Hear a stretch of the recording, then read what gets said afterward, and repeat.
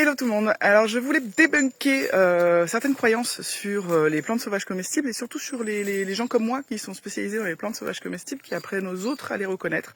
J'ai l'impression parfois qu'il y en a qui pensent que je mange quotidiennement des plantes sauvages comestibles et que c'est une grosse partie de mon alimentation.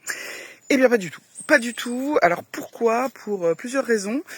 Déjà parce que cueillir et transformer les plantes sauvages comestibles, ça s'avère souvent assez long et comme tout le monde, j'ai une vie assez remplie.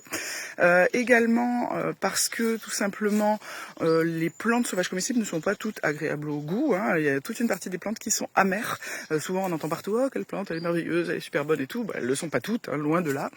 Donc il y a déjà ces deux raisons.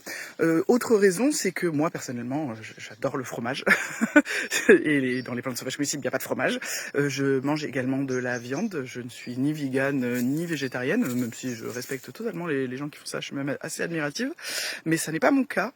Donc nécessairement je mange d'autres choses.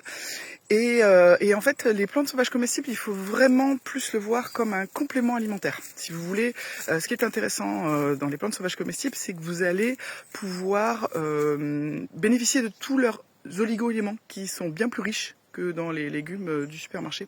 Donc en fait, ce qui est intéressant, c'est de manger ponctuellement des plantes sauvages comestibles. C'est pas nécessairement d'en manger tout le temps.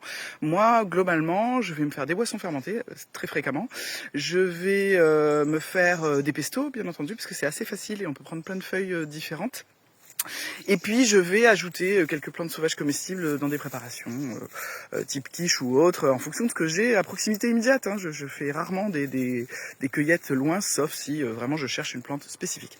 Donc bref, voilà, c'était pour vous dire que y a pas à culpabiliser si vous débutez dans les plantes sauvages comestibles et que vous avez l'impression de finalement pas faire grand-chose.